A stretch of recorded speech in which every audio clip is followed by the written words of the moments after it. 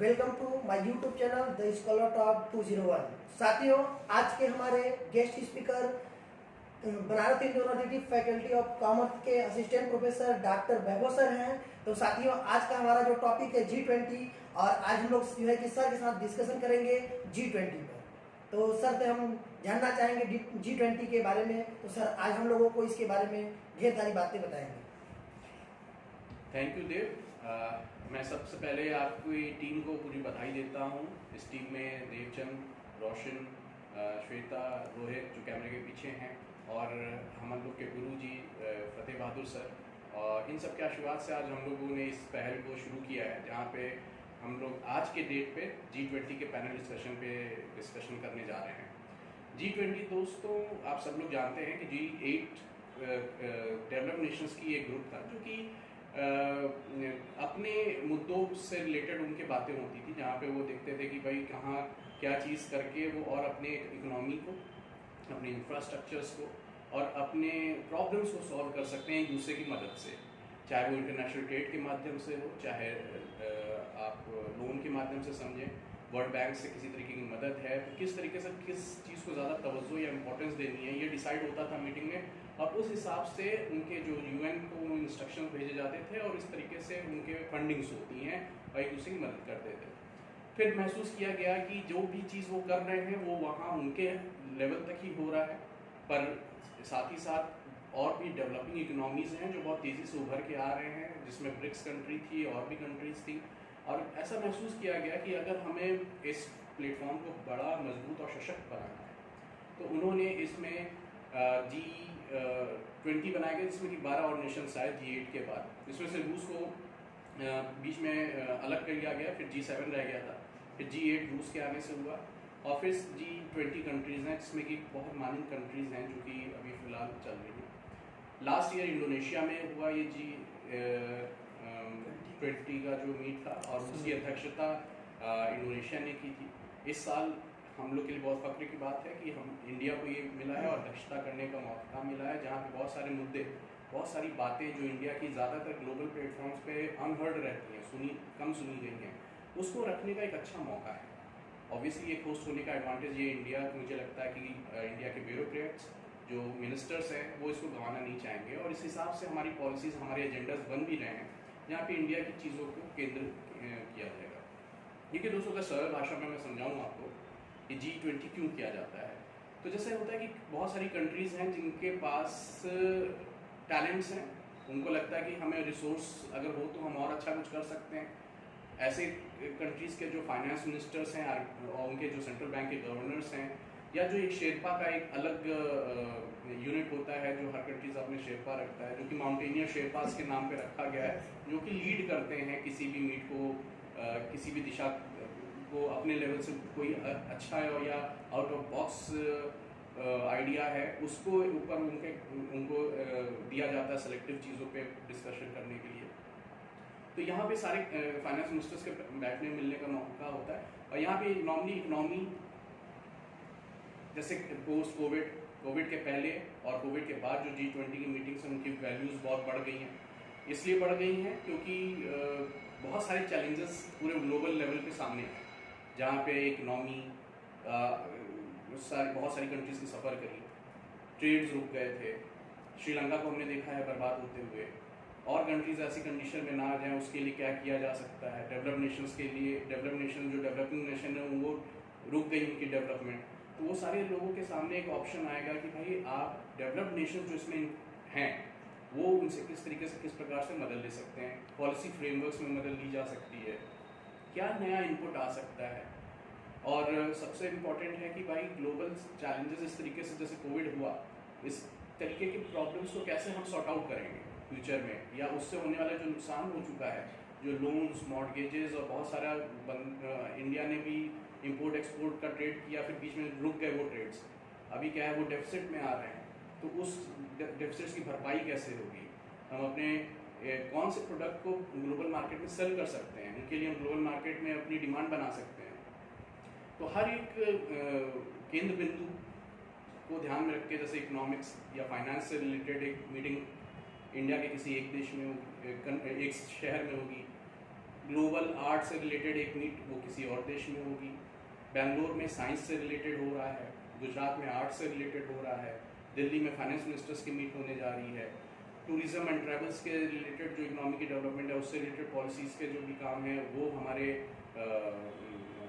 बनारस और बाकी देशों में हो रहे हैं, अहमदाबाद में हो रहा है और बहुत सारे इंडिया के कंट्रीज़ में हो रहा है, to be not very precise. तो हम ये देख सकते हैं कि इनका जो भी सारे केंद्र बिंदु हैं, अगर सब देखिए यहाँ पे क्या होता है कि जैसे हम लोग कहते हैं कि हम जब डेवलपमेंट का कोई कार्य करते हैं तो ऑब्वियसली हम इकोनॉमी से हम नेचर से कुछ ना कुछ एक्सट्रैक्ट करते हैं। अगर हम कहते हैं ना कि जैसे अगर हमने एक मिट्टी का एक घरौंदा बनाया तो हमने मिट्टी को लिया कहीं से, तो मिट्टी वहाँ से जहाँ से हटी है उसकी भरपाई कैसे होगी? और ये आज के समय में बड़ा चैलेंज है, ग्लोबल वार्मिंग बहुत बड़ा चैलेंज है। जो डेवलपमेंट के लिए रिसोर्सेज का हम एक्सट्रैक्शन कर रहे हैं उसकी भरपाई कैसे होगी? हम अर्थ से ले तो रहे हैं, नेचर से ले तो रहे हैं, पर दे नहीं पा रहे हैं। पॉलिसीज उससे रिलेटेड डिस्कशंस भी बहुत मायने रखता है यहाँ कि भाई हमें वापस कैसे देना है ताकि हम आने वाली पीढ़ी हमारी अच्छे से रह सके, वो ऑक्सीजन मास्क लगा के ना घूमे। ठीक है, हमारे पहले वाली पीढ़ियों ने कभी मास्क नहीं लगाया था, हम लोग आज मास्क लगा रहे हैं। हो सकता है फ्यूचर जनरेशन ऑक्सीजन मास्क लगा के और बैग की जगह सिलेंडर टांग के घूमे। तो क्या हम ऐसी इकोनॉमी, ऐसी इन्वायरमेंट ऐसा देने जा रहे हैं? तो इन सारी चीज़ों को बचाने या कैसे बचा सकते हैं, इससे रिलेटेड हम पॉलिसीज़ लाते हैं। उससे रिलेटेड हम कार्बन ट्रेडिंग की बात करते हैं कि भाई कार्बन का उत्सर्जन कम हो, जितना लिमिट में उतना हो, जिससे प्रोडक्शन का काम तो चले सब कंट्रीज़ में, पर उससे ज़्यादा जो पॉल्यूशन है वो ना फैले। तो हम देख सकते हैं सारी चीज़ों से रिलेटेड, इन सारी चीज़ों से, इन्हीं अहम मुद्दों से रिलेटेड यहाँ पे हम डिस्कशन करेंगे। अब इसके ज़्यादा डिटेल्स में ना जाते हुए मैं और अपने पैनल में बैठे रोशन और देव से भी कहूँगा कि वो इसमें कुछ अपने इनपुट्स को ज़रूर ऐड करें। Thank you sir. सर जो है कि ढेर सारी बातें अभी हम लोगों को बताए हैं जो है G20 के बारे में। तो साथियों मैं आपको बता दूं कि अभी सर ने बीच में बात किया था कि 2 ट्रैक G20 में 2 ट्रैक बनाए जाते हैं, जिसमें एक फाइनेंस ट्रैक होता है और दूसरा जो ट्रैक है वो शेरपा ट्रैक है। और ये बिल्कुल शेरपा जो वर्ड है ये नेपाल से लिया गया है, जो वहाँ के लोग पहाड़ी पर चढ़ते हैं, हिमालय पर चढ़ते हैं, तो उनसे लिया गया ये कम्युनिटी होती है। तो जो लोग मतलब वर्ल्ड से कहीं से भी जब वहाँ पर हिमालय पर चढ़ने की बात करती है तो वो उनको लीड करते हैं, उनसे सलाह लेते हैं कि कैसे हम लोग इस पर आसानी से चढ़ सके जो है, क्योंकि वो लगातार वहाँ रहते रहते बचपन से उस चीज़ में माहिर हो जाते हैं। उसी प्रकार से ये जो G20 है, तो इसमें शेरपा का मतलब ये है कि जब जिस कंट्री का प्राइम मिनिस्टर या फिर जो प्रेसिडेंट जो भी उसको लीड कर रहा होता है, जैसे अपने अभी हमारे देश के जो है यशस्वी प्रधानमंत्री नरेंद्र मोदी जी जो है कि लीड कर रहे हैं पूरे देश में, जो कि G20 को भारत इस बार मौका मिला है हम लोगों को, ये हम लोग के लिए बहुत ही गर्व की बात है। तो इसमें शेरपा का जो है कि वो बनाया जाता है, एक कमेटी बनाई जाती है जो कि रिपोर्ट अपना तैयार करके जो है कि प्रेसिडेंट को देगा या प्राइम मिनिस्टर को, जो भी उसको लीड कर रहा है तो उसको देता है। तो अपने मोदी जी ने इस बार अमिताभ कांत को जो है शेरपा का नियुक्त किया गया है, वो चेयरमैन, जो कि मतलब एक तैयार करके एजेंडा देंगे और जो G20 का शिखर सम्मेलन होना है उसमें मोदी जी जो है कि उसको रखेंगे लोगों के सामने, जो है 20 कंट्री से लोग आएंगे। साथ ही साथ हमने कुछ कंट्रीज को जो है कि हमारे इंडिया द्वारा जो है कुछ कंट्री को एज अ गेस्ट बुलाया गया है, जो है कि मेहमान के रूप में वो लोग आएंगे। और साथियों मैं आपको बता दूं कि ये जो G20 का थीम रखा गया है, कितना अच्छा थीम रखा गया है, जो है प्राचीन वेद से जो है कि, और संस्कृत वर्ड में वसुधैव कुटुंबकम इसका थीम रखा गया है, और जिसका कि मतलब होता है कि 1 अर्थ 1 फैमिली और 1 फ्यूचर। फ्यूचर अर्थ और फैमिली की बात की गई है जो है, और इतना अच्छा इसका जो है कि ऑब्जेक्टिव बनाया गया है, थीम बनाया गया है। साथ ही साथ साथियों ये लोगो आप लोग देख रहे होंगे, पूरे हमारे बनारस में भी मीटिंग होने जा रही है G20 का, तो जगह जगह हम आते हैं तो देखते हैं कि शहर में G20 का लोगो लगा हुआ है और देखने में कितना प्यारा लगता है। तो साथियों मैं थोड़ा सा इस पर भी चर्चा करना चाहता हूँ कि लोगो जो कि मतलब किसी भी चीज को रिप्रेजेंट करता है, उसको देखते ही पता चल जाता है कि हाँ इस चीज की बात हो रही है। तो उसी तरह से G20 का जो लोगो लगा हुआ है जगह जगह, उसको देखने के बाद जो नहीं जानता उसके बारे में उसके मन में भी इच्छा हो रही है। तो हम लोग इसी को मतलब ध्यान में रखते हुए जो है कि इस त्वरित मुद्दे पर हम लोग बात करेंगे, जिससे कि सब लोग जान सके कि आखिर G20 है क्या और क्यों हो रहा है। तो सर ने बहुत अच्छे से इसको बताया। ये G20 का जो लोगो तैयार किया गया है, इसमें हमारे कंट्रीज का जो फ्लैग है तिरंगा है और उसमें जो चक्र है इन्हीं के कलर से मिक्स करके बनाया गया है। केसरिया, सफ़ेद, ग्रीन और जो है कि ये ब्लू रंग का जो चक्र होता है इन्हीं को मिक्स करके बनाया गया है। और इसमें हमारे राष्ट्रीय पुष्प कमल और पृथ्वी के जो है कि उसको आकार को लेकर के पूरा वो तैयार किया गया है, जो कि ये उपदेश देता है कि हम लोग जो है कि संकट में भी, विकट परिस्थिति में भी अपने आप को ग्रोथ और डेवलप करते रहेंगे। ये इसका प्रतीक है जो है। तो साथियों, वाराणसी से हम लोग बोल रहे हैं, बनारस हिंदू यूनिवर्सिटी से इस समय आपसे बात कर रहे हैं। तो वाराणसी में भी G20 सम्मेलन सर जो है कि 17 to 19 अप्रैल के बीच में जो है कि ऑर्गेनाइज होने जा रहा है, जिसमें कि हमारे जो है कि रेलवे स्टेशन, बस स्टेशन और यहाँ हवाई अड्डे पे हर जगह जो है कि चीज़ों को सजाया जा रहा है, दिखाया जा रहा है चीज़ों को। तो हम लोग भी पूरा एकदम लगे हुए हैं कि इस बार हम लोग को मौका मिला है तो हम लोग अपना बेस्ट दें जो है, ताकि जो है कि हम लोगों को आगे भी अन्य चीज़ों में भी रिप्रेजेंट करने का मौका मिले जो है। तो इसके साथ ही साथ अभी रोशन भी है, काफ़ी जो है कि एक्टिव स्कॉलर है और ये काफ़ी इन सब चीज़ों में इंटरेस्ट भी लेते हैं। तो इनसे भी हम लोग जानेंगे कि ये G20 के बारे में क्या कहना चाहते हैं जो है। तो रोशन जी बताइए। Hello everyone, as rightly mention by our sir ने काफ़ी अच्छे तरीके से बताया G20 के बारे में, उसके पीछे मुद्दों, what is the motto behind that, sustainable development goal के बारे में सर ने डिस्कस किया। सर ने economic integration as a platform for the global economy, sir ने बताया क्लाइमेट चेंज कितना क्रूशियल है आज के डेट में, what we are going through that must not be with our future generation. और काफ़ी अच्छे से हमारे सीनियर देवचंद भैया ने भी डिस्कस किया इन मुद्दों पे कि बनारस में भी अभी हमारा मीटिंग होने वाला है और we are really very appreciating this step and we are really very much ready to welcome the world and grace the world with our warm happiness. I would like to talk or put much emphasis upon the why India. Why India this time? अगर हम लोगों को ये मौका मिला है तो and how much we are deserving this. And really being an Indian, अभी भी गूज़बम्स आ रहे हैं। इंडिया के बारे में बात करने से पहले गूज़बम्स आ जाते हैं कि अब हम लोग इंडियन हैं and we are really a proud Indian. What is the core underlying concept behind the G20 summit?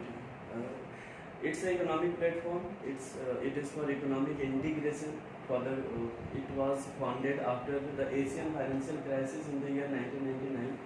And ये अपना बात काफ़ी अच्छी तरीके से निभाया, specially when we talk about the global financial crisis in the year 2008.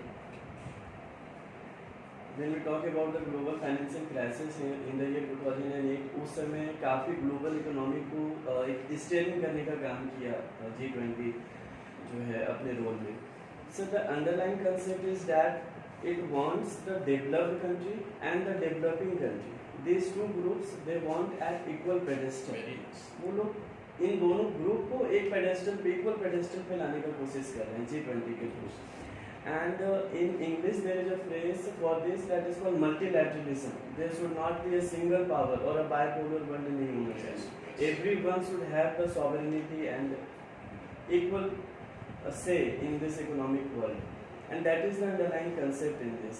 And sir, India from its very inception, from the first day of its independence, has the cultural history of Vasudhaiv Kutumbakam, where we believe that the entire world is our family. Entire world is our family.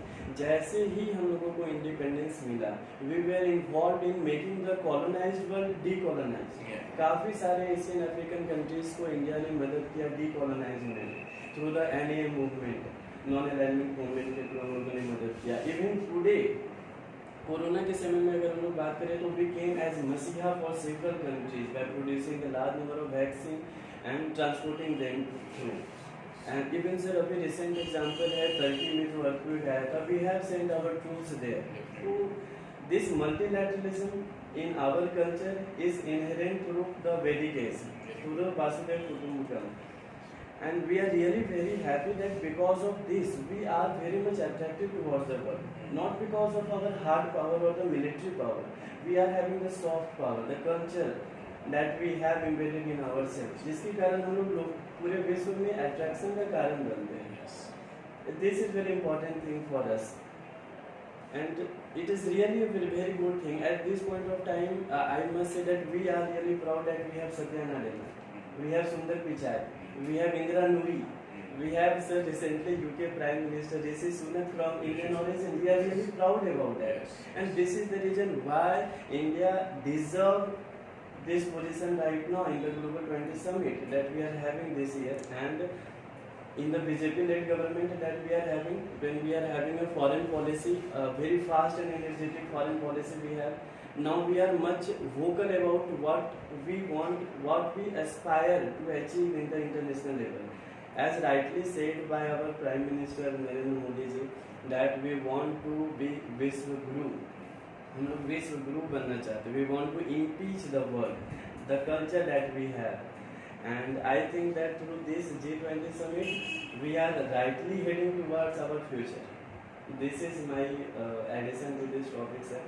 And और एक बार हम लोग फिर से जो है विश्व गुरु बनने का प्रयास करें और बनेंगे जो है आने वाले समय में जो है हमारा देश जो है कि पूरे देश के लिए जो है कि जो है बनेगा. और सर मैं एक आप लोगों ने काफ़ी अच्छे से एक्सप्लेन किया G20 के बारे में, तो मैं सर एक क्वेश्चन आपसे पुटअप करना चाहूँगा जो अभी वर्ल्ड में चल रहा है. अभी पूरी दुनिया दो हिस्सों में बट गई है, एक एंटी रसिया, दूसरी प्रो रसिया. ठीक है, इंडिया का स्टैंड इसमें देखा जाए तो न्यूट्रल ही रहा है. अभी हाल ही में मैंने पढ़ा है कि G20 के जो इंडिया में समिट होने वाली है, तो यूक्रेन के जो प्रेसिडेंट है व्लादिमीर जेलेंस्की, वो इंडिया को उन्होंने एक लेटर लिखा है और वो इंडिया से रिक्वेस्ट कर रहे हैं, उनसे उनको इम्फेसिस कर रहे हैं, इंडिया को इम्फेसिस कर रहे हैं कि वो उन्हें G20 समिट में इंडिया में वीडियो कॉन्फ्रेंसिंग के थ्रू या किसी भी अदर मींस के थ्रू यहाँ पे अपनी बात रखने दी जाए, उन्हें शामिल किया जाए, जिस पे इंडिया का कोई खास रिप्लाई अभी तक उनको गया नहीं है और इंडियन गवर्नमेंट के जो ऑफिशियल्स हैं वो भी इस पर कुछ कहने से बच रहे हैं.